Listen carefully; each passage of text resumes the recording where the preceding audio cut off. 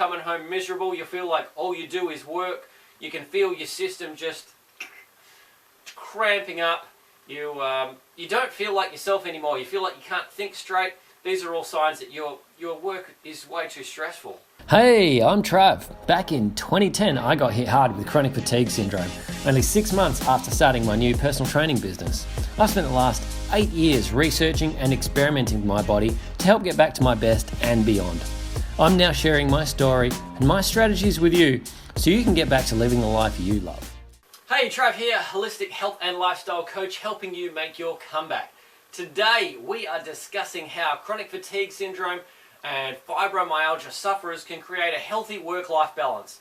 Now this is really important because it's probably been out of balance for a really long time and definitely contributed to your illness, especially if you are self-employed, and I'm going to talk about that later. So here are 8 ways to really get that work-life balance back in order. It can be tricky, but hey, with a little bit of work, a little bit of concentration, you'll be ready. So, number 1, ask for a raise. It's always an easiest way to start is by asking for a raise. Now, a lot of people aren't prepared to do that, but under times of illness, there is financial stress. Now, financial stress, if remedied, can change things dramatically. So if you could ask your boss for a raise, well, alright, go for it. Because that extra few dollars can go a long way into just taking some stress away and making things just that little bit easier for you. Now, it doesn't quite sound like it's a healthy work-life balance there because they might ask for more from you, but remember, this is just, it's an idea. If you're already working your butt off, getting a little bit more dollars, a little bit more money, a little bit more recognition for what you're doing may help to ease your stress and may make your life a whole lot easier. And really that's what it's all about. When it's easier, it's less stressful, it's more balanced. That's where we're looking at going. Number 2, if your job isn't working for you and you're not earning enough, go and look for a higher paying job. There's plenty of them out there. You may not be able to see them at first, but if people start to know that you're looking and you actively take an interest in looking, you'll be able to find something. Now, it may not be exactly what you want, it may not be exactly in the location you want, but it might be enough to just change things so they're a whole lot easier for you. And again, a whole lot stressful for you. This whole financial hardship that comes around people who get chronic illnesses, it can really, really be a huge stress. Make life very, very difficult and make it much harder to recover from. So if you can solve this financial issue as soon as possible, then it's going to make things a whole lot easier for you. Now, that takes us on to number 3. Try and spend less money. Now, this is a very difficult one. We get stuck in our lifestyle. We enjoy the lifestyle that we have a lot of the time, and there's nothing wrong with that. But if you know that you are not doing your best, you know that finances might be tight, if you can start to rein back your spending just a little bit now and just keep a bit more of an eye on what you're doing, try and stop yourself from going out and splurging too often, going out and buying things that are unnecessary, trying to live a little bit more minimalistic, you'll find that again, that takes some stress away, makes things a whole lot more balanced. Alright? And that's really where you're looking at. Let's go on to number 4. So, work a less stressful job. That's always possible. You can go and look for a job that is a whole lot easier than the one you've got right now. If the job you've got right now is absolutely burning you out, they're making you work 60, 70, 80 hours a week and it's destroying you, you're coming home miserable, you feel like all you do is work, you can feel your system just cramping up, you don't feel like yourself anymore, you feel like you can't think straight. These are all signs that your work is way too stressful. Now, I mean, sometimes you go and work a less stressful job and you earn less money, but you can be so much happier because the stress isn't there, and all of a sudden you've got this time and you can go and spend this time doing the things that you want to do, and that makes you feel better. You can go and see this person, I can go and see this person, I can go and do these things. Life is so much easier when you have some time to yourself. Now, you may not be able to go and do all of those experiences like you've always wanted to do. Maybe you have to cut down on going out to dinner so much. Maybe you can't go to as many events as you used to go to. But if you have less stress and you feel a whole lot better about yourself, then your health is going to improve a whole lot quicker. And if you've got a chronic illness, it's all about trying to rebuild that system as fast as possible, get that work-life balance back. And like once you've got yourself back up to good health again, hey, you can go back to a harder job. And that's fine. There's nothing wrong with that. It's not going backwards in your career. A lot of the time it's just taking a sidestep. And quite often that sidestep is really important, you know. We don't tend to take holidays as much as we should do. We don't tend to rest as much as we should do, even on the weekends or after work. A lot of the time we're just rushing around after looking after other people, doing jobs, doing things that are, you know, kind of just filling time, not necessarily fulfilling. So a less stressful job, yes, fantastic. If you can find that, go for it. There's plenty of jobs out there. You just got to be open and positive that something like that exists and have a go. So, number 5, work less hours. This is not always a possibility for everybody, but you know, if it's a possibility for you, then you should really look into it, because nothing is more important than your health. And the thing that's going to probably be the biggest factor is, you know, reducing your stress so you've got some time to be able to look after yourself better. I mean, I don't have a lot of time. I find that I'm always pushed for time. I've always got work to do. There's always, you know, social obligations or pressure to go out and do something. You know, as an entrepreneur, I've always got plenty of work. You know, it never runs out, but I have to choose to spend my time in particular ways. You know, I have to find that if I don't have that balance, then I lose it and I get more stressed and I feel worse as well. You know, things flare up and all of a sudden the work-life balance is out and you go backwards. So if working less hours is possible for you, really look into it. Often it's just a matter of asking your boss the question of, hey, do you think it might be possible if I was able to take Friday off, or if I could finish work a little bit earlier this day, or if I could drop back from full-time to part-time and work 20 hours instead of 40? Do you think it's possible that I could stop working all the overtime and just go back to a regular 40-hour week? It really doesn't matter what it is, but if there is a conversation, then you have half a chance of actually doing something and restoring this balance back into your life. Get the balance back, you've got the time to go and do more things. So let's go on to the next one. Take more holidays.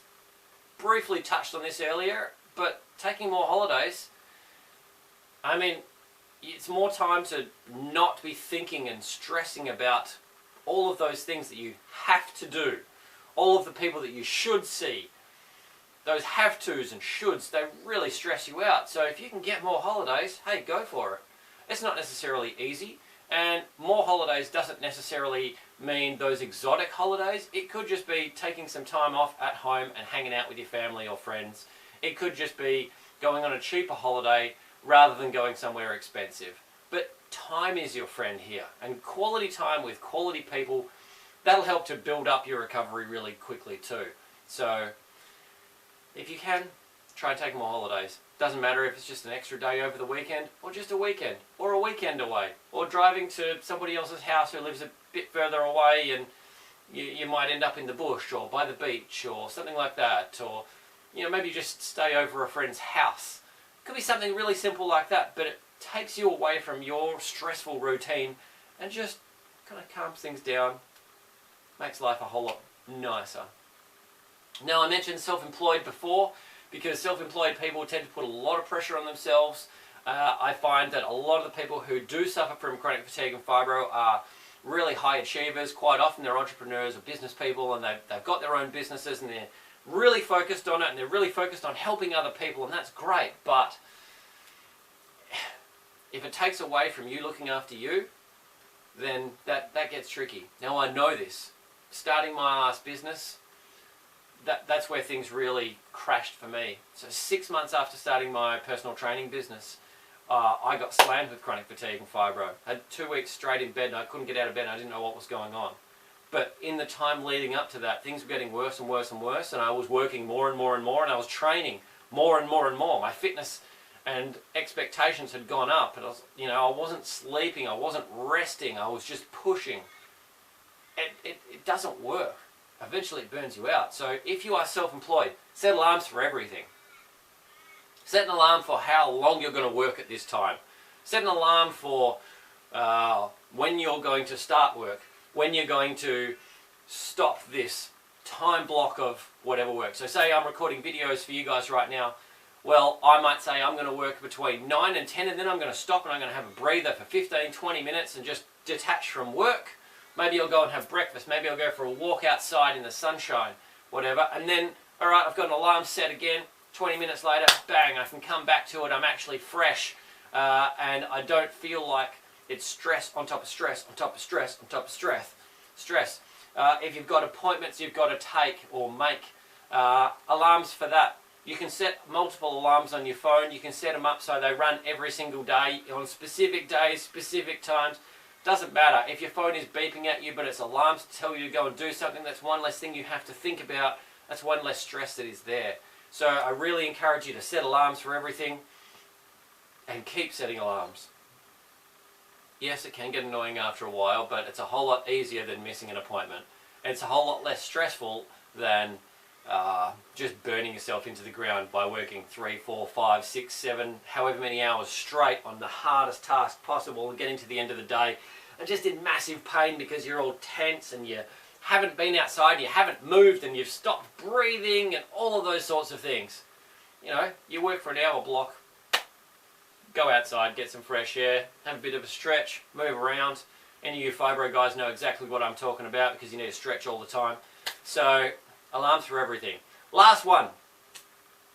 This is not just for the self-employed people, but this is for anyone who is working. Set solid targets. So, solid targets as in, alright, well, I would like to be able to earn this much money so I can pay off my credit card, or so I can go on a holiday, or so I can go and do this. And when you hit those targets, celebrate the victory of actually achieving them. And that's why I say solid targets. Don't move the goalposts. If you go, alright, well I need $2,000 to go on this holiday, and you get to $2,000 and you're like, oh, you know what, I should probably just push it up to 3 or 4, because then I could go on this holiday instead. And I'm like, oh, come on. You've set yourself a goal and then you've moved the goalposts and you've made it even more stressful. You're screwing up that work-life balance again. You're screwing with your own mental health. You're telling yourself you're not worth it. If $2,000 is what it takes for you to go on a good holiday, go on that holiday and enjoy it. And then come back refreshed. Feel better. And then work again. Just, your body needs rest. So many people I know don't take holidays. It's no good. You end up completely burnt out. You don't have the energy reserves. You don't have the discipline. You don't have the mental power anymore. I know I was guilty of this for the longest time. So set these targets, solid targets. If you're working in a business, alright, we need to do this much in sales. We need to make this much in revenue. We need to make this much for this particular quarter. We need to put this much away for tax. We need to put this for here. I need to be taking home this much money in a week. I'd like to be saving this much money. I'd like to be only working this many hours. I would like to be always finishing early on a Friday so I can go down to the beach and chill out, or so I can go and catch up with some friends or something. I would always like to be able to make my Tuesday night whatever it is. Solid targets. If you can give yourself those solid targets, you're then giving yourself a reward.